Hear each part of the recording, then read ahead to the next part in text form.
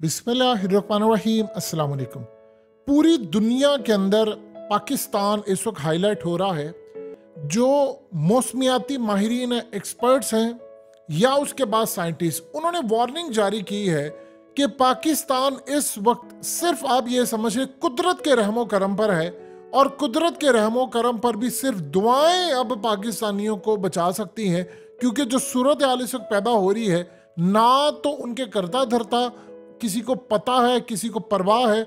जो इस वक्त ग्लेशियर्स बुरी तरह पिघल रहे हैं, ये पाकिस्तान के करोड़ों लोगों का सफाया कर सकते हैं। अब ये मामला क्या है, देखिए, यूरोप की न्यूज़ एजेंसियों ने भी इस बात को हालिया कवर किया है, लेकिन सवाल ये पैदा होता है, कोई एक बंदा बुरे पाकिस्तान में नहीं है जो ये सवाल उठाए कि पाकिस्तान कार्बन डाइऑक्साइड पैदा करने वाले पहले 10 तो क्या, पहले 50 ममालिक में भी नहीं आता, तो फिर हमारे ग्लेशियर्स क्यों पिघल रहे हैं, हमारे यहाँ से बारिशें, तूफान और सैलाब क्यों आ रहे हैं, और वो मुल्क कैसे और क्यों महफूज हैं जो ज़मीन पर सबसे ज़्यादा कार्बन डाइऑक्साइड पैदा कर रहे हैं। ये असल में एक मखसूस टोला है, गिरोह है, जो दुनिया भर से ग्लेशियर्स पिघला रहा है, और ये मसनूई तौर पर गर्मी पैदा कर रहे हैं। और इस सारी सूरत हाल में पाकिस्तान में 7,000 ग्लेशियर्स हैं जो तेज़ी से पिघल रहे हैं, और पाकिस्तान का ख़ास तौर पर कश्मीर, गिलगित बल्तिस्तान ये बुरी तरह मुतासिर होगा। और इस वक्त सूरत हाल ये है जो हमें अभी तक समझ नहीं आ पा रही। असल में सबसे ज़्यादा जो इशू खड़ा हुआ है वो ये है कि तकरीबन 33 के करीब जो लेक्स हैं वो इस वक्त बन चुकी हैं, और ये गिलगित बल्तिस्तान में ये सारी सूरत हाल हुई है। यानी आप अंदाज़ा कर लें कि तकरीबन 33 के करीब ऐसी जो लेक्स हैं वो बनी हैं, जिससे वहाँ के 80 लाख के करीब जो लोग हैं उनकी ज़िंदगी शदीद खतरे में है। अब आप देख लें, यूनाइटेड नेशन डेवलपमेंट प्रोग्राम की रिपोर्ट के तहत 3,000 के करीब जो लेक्स हैं वो बनी हैं गिलगित बल्तिस्तान में और खैबर पख्तूनख्वा में, और इनमें से 33 जो है वो हाई रिस्क पर है क्योंकि उससे फ्लड आने का खतरा है। लेकिन सबसे बड़ी प्रॉब्लम ये है कि जो रिपोर्ट पब्लिश हुई है उसके मुताबिक हिंदू कुश हिमालय के जो माउंटेन्स हैं, पहाड़ हैं, वो तेज़ी से ग्लेशियर्स पिघला रहे हैं, और 80% के करीब अगले कुछ सालों के अंदर पूरी तरह मेल्ट हो जाएंगे। जब वो मेल्ट होंगे तो पाकिस्तान और इंडिया भी खास तौर पर, या इस खित्ते के जो लोग हैं, 2 अरब के करीब लोगों की जो ज़िंदगी है वो खतरे में पड़ेगी, क्योंकि 12 जो दरिया हैं वो इसी माउंटेन से साथ जुड़े हुए हैं। और सबसे खतरनाक जो सूरत हाल है कि अगर ग्लेशियर्स नहीं है तो दरिया भी नहीं है, दरिया नहीं है तो हिंदुस्तान, पाकिस्तान और इस खित्ते में रहने वाले 2 अरब इंसानों का जो मुस्तकबिल है वो दाव पर लग रहा है।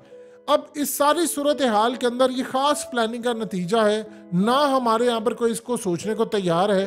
अब आप इमेजिन कर लें कि अगले 10 बरस, आइंदा जो अगले 10 बरस हैं वो पाकिस्तान के 24 करोड़ अवाम, यानी उसमें से 24 करोड़ में से 60 से 70% को प्यासा और भूखा मारने की तैयारी है, लेकिन कोई इस पर बात करने को तैयार ही नहीं है। खैबर पख्तूनख्वा और गिलगित बल्तिस्तान के इलाकों में 33 बर्फानी झीलें पहले से मौजूद हैं, जिन्हें खतरनाक तरीन झीलों का दर्जा दिया जा चुका है। अब आपकी जो शारा कराक्रम ये भी असल में सलामत नहीं रहेगी। जब ऊपर से ग्लेशियर्स पिघलेंगे तो नीचे कुछ भी सलामत नहीं रहने देंगे। पिछले 20 साल के अरसे में दुनिया भर के सरहदी इलाकों में ग्लेशियर तेजी से पिघलाए जा रहे हैं। अब इस सारी सूरत हाल में वो कह रहे हैं, जो आज़ाद माहिरीन हैं मौसमियाती, वो कहते हैं जी पिछले कई हज़ार साल से, इससे भी पहले, इससे भी ज़्यादा गर्मी पड़ी थी, लेकिन ग्लेशियर्स तो नहीं पिघले थे।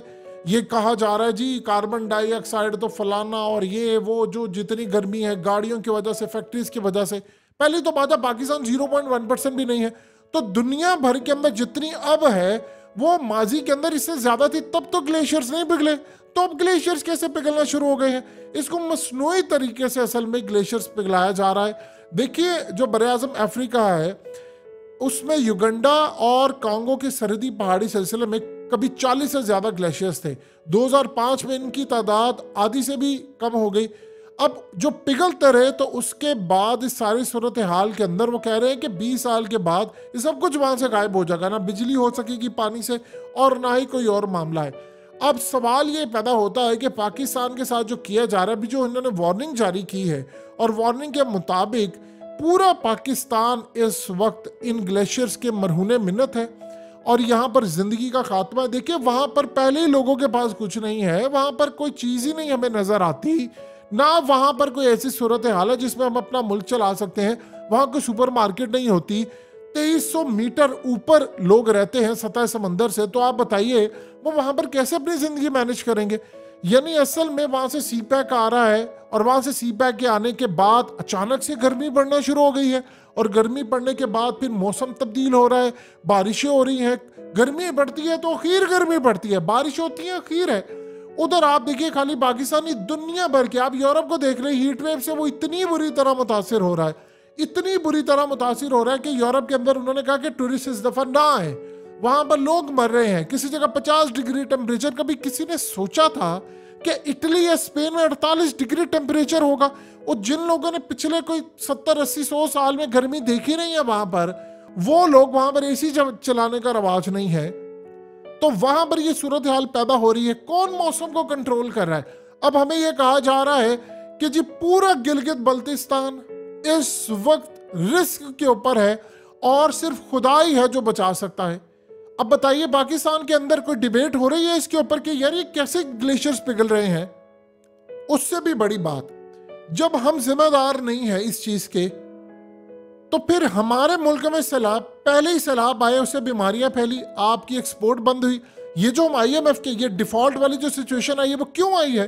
क्योंकि आप एक एक चीज बाहर से इंपोर्ट करें, खाना आपके पास नहीं है, आपके पास खुराक नहीं है, आप टमाटर से लेकर गंदम से लेकर चीनी न जाने क्या कुछ आप इंपोर्ट कर रहे हैं। हमने कभी जिंदगी में सोचा था कि हम कपास इंपोर्ट करेंगे? और कभी जिंदगी में हमने सोचा था कि हम लोग फल इंपोर्ट करेंगे, सब्जियां इंपोर्ट करेंगे, गंदम इंपोर्ट करेंगे? हम तो दुनिया को देने वाले थे, हमारे पास इतना इजाफी होता था। जब ग्लेशियर्स पिघल रहे हैं तो उसके बाद हीट वेव आ रही है, आपकी जमीन बंजर हो रही है, जमीन अब्जॉर्ब नहीं कर पा रही पूरी तरह पानी को, जब वो कर नहीं पा रही, क्योंकि जब हीट वेव आती है तो उसमें वो सलाहियत खत्म हो जाती है, तो पानी ने आगे जाना है। अब एक तरफ हमें पानी में आ रहा है, ग्लेशियर्स पिघलाए जा रहे हैं, और पिघलाने वाले जो बैठे हुए हैं दुनिया के अंदर, वो दुनिया का निजाम धर्म भरम करना चाहते हैं। हमारे यहाँ से कोई आवाज उठना तो बड़ी दूर की बात है, हम इस तूफान को समझ नहीं पा रहे। ये इतना खतरनाक है कि पिछले साल जो सैलाब आया है, 4 करोड़ के करीब लोग मुतासिर हुए। हम दुनिया को कहते रहे 16 अरब डॉलर दो, 50 अरब डॉलर का नुकसान था। आप बताइए, अभी हमने वो नहीं कहा, उसके बाद अगला तूफान खड़ा हुआ है और वो कह रहे हैं कि बिल्कुल सर पर आपके खड़ा हुआ है, ग्लेशियर्स पिघल रहे हैं, वहां से पिघलेंगे और उसके बाद जो वहां से फिर तूफान आएगा, आप उसको मैनेज ही नहीं कर पाएंगे। बताएं, हम इस सारी सूरत हाल के अंदर कर क्या रहे हैं? कोई हमारे पास मैकेनिज्म है? कोई हम इसकी प्लानिंग कर रहे हैं?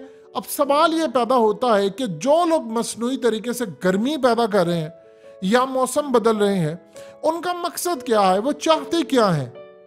देखिए, किसी भी कौम को तबाह करना है। 2000 के बाद आपने देखा होगा जापान समेत दुनिया भर के अंदर सुनामी आ रहा है, हुरिकेन आ रहा है। इसी तरह फ्लोरिडा के अंदर उन्होंने कहा कि वहां पर भी यही सूरत हाल पैदा होने वाली है।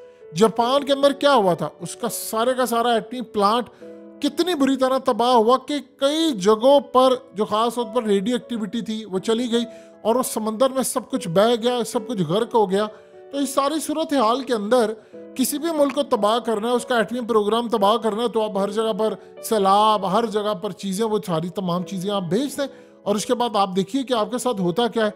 वो पूरी तरह आपके ऊपर हमलावर है। आपका मौसम देखिए कितनी बुरी तरह चल रहा है। और हालत ये है, एक बारिश होती है कराची में, एक बारिश होती है लाहौर में, पूरे का पूरा मुल्क बेड़ा गर्क हो जाता है। मर्दान में एक बारिश होगी, बेड़ा गर्क हो जाएगा।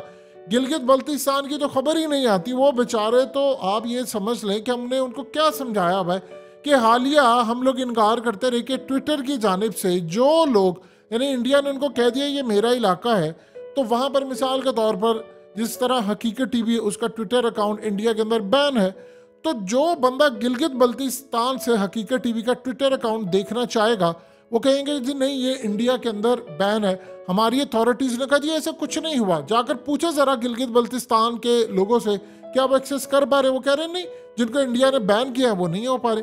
तो ये जो सूरत हाल है वो हमारे कंट्रोल से निकली हुई है। और दूसरा, वो जो ग्लेशियर्स पिघल रहे हैं उसमें वो लोग वहाँ के कह रहे हैं कि भाई हमारे लिए बड़ी तबाहकुन सूरत हाल है, हम तो अल्लाह के आसे खड़े हैं, पता नहीं कब ग्लेशियर्स पिघले और हम लोग सारे के सारे उसमें बह जाए। ये अब तक की सूरत हाल है। हम इस पर कोई काम करें कि दुनिया में पैसे देने को तैयार नहीं। और क्या दुनिया के अंदर मजाक बना हुआ है, 2 अरब डॉलर हम भंगड़े डाल रहे हैं, IMF ने पैसे दे दिए। ओ भाई, IMF ने पैसे दिए, बिजली देखिए उन्होंने कितनी महंगी है, गैस महंगी होने वाली है, ये डॉलर का रेट देखिएगा आप कितना ऊपर जाता है। ये सारी सूरत हाल, ओवरसीज आपको पैसा नहीं भेज रहे। बताइए आप कैसे कह रहे हैं कि मैशत ठीक हो जाएगी? एक्सपोर्ट बढ़ा दिया आपने, बिजली सस्ती हो गई। बिजली महंगी जितनी ज्यादा होगी, कॉस्ट आपकी बढ़ेगी। आप कैसे कम्पीट कर पाएंगे बांग्लादेश और इंडिया के साथ और बाकी ममालिक के साथ? ग्लेशियर्स तेजी से पिघल रहे हैं, आपका मुल्क जमीन बोस हो रहा है। पानी हो, देखिए अल्लाह पाक के अजाब की सारी शक्लें इस वक्त मुसल्लत है, आसमान पर, जमीन से, और तुम्हें आपस में लड़ा के। यानी सारे लोग आपस में लड़ रहे हैं, तमाम ताकतें आपस में लड़ रही हैं, आसमान से बारिशों की सूरत में और जमीन से जो अब हालत हो रही है, जलजले हैं या इस तरह के ग्लेशियर्स आ रहे हैं और आगे पिघल रहे हैं। हमने कहा था जी कुछ नहीं होगा, और देख ले हमारा कुछ बच नहीं रहा।